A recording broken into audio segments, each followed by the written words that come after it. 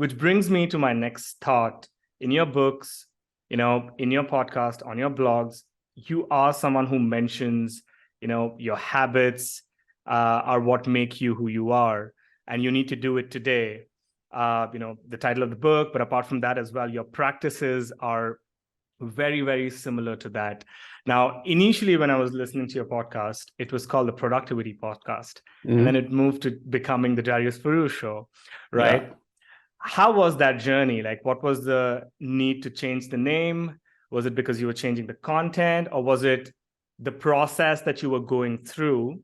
Because at the start of the conversation, you mentioned that a lot of people who reach out to you probably end up not having a podcast the second time you reply to them, right? And a lot of it has to do with habits and sort of, because you're an entrepreneur, putting out a minimum viable product, even in a smaller task that you do. I see that you practice that. Where, what are the habits that, I could take up, or someone who's listening to this could take up to really like get going for the last 7 years, like you've been doing this? Yeah, it's a good question, a good topic, because I've been an entrepreneur. I've always had entrepreneurial tendencies my whole life.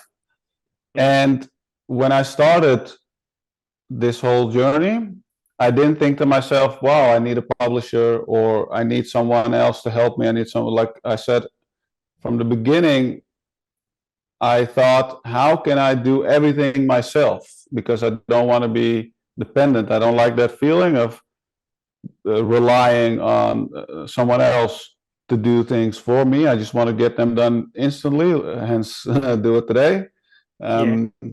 But the thing is that I did some research into the publishing world, and at the time I decided, this is not for me. I just want to build up my career. I want to build my own website, my own platform, talk to readers directly. And I knew that it would be a long journey. Now looking back, it really paid off, but it takes many years, right, to get in that position. But one very big part of that is trying a lot of different things.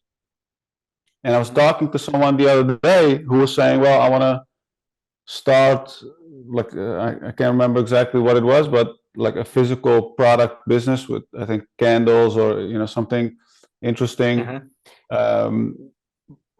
But yeah, I'm scared. What if it doesn't work out? I don't want to fail and then try something else. And then I'm like, and I said, that is part of it. That's not the end destination, or like the end destination is not succeeding or failing. There's only the process. And the podcast is a good example of that, because I started writing, I started the book and then started the blog. And then I thought to myself, okay, what's something else that I can do? And, obviously podcasts were really coming up. And then I added the podcast, and like yourself, I just started everything myself. Get a mic, you do everything yourself, you upload the show, you do the design and everything. And then obviously you need a title as well. And one of my main philosophies in life is that you should never get attached to anything, right? Particularly in business, and when it comes to online endeavors. I created this initial title for the show. And I honestly, I don't know. I initially had the usefulness show as well, I think. I don't know. But I came up with the title, and after a while, as I was doing the show, I realized I don't like it, because it kind of limits myself, because I'm a very focused person. When I set certain boundaries, which I think are really helpful for productivity, because if you don't have any boundaries and you're dealing with an open canvas, it's very difficult to do work.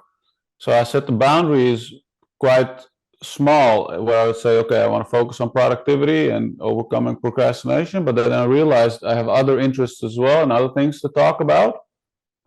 So as soon as I realized that now is the time to make a change, I don't want to get attached to what I have, I said, okay, I'm going to drop that and just going to go to a more general name, where it's around myself, and that means that I can do and talk about anything I want. And if people like it, that's great. And if they don't, that's also fine.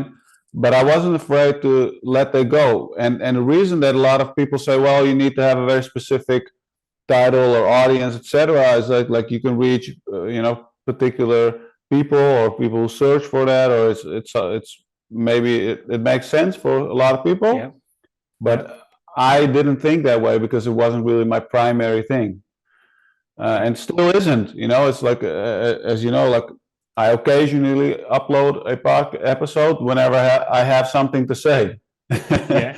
And not on a schedule. Yeah, exactly. Correct. Right. The last one was about your life updates. Yeah, exactly. So whenever I feel like, okay, I have something to share or to say, or someone I personally know that I want to have a conversation with.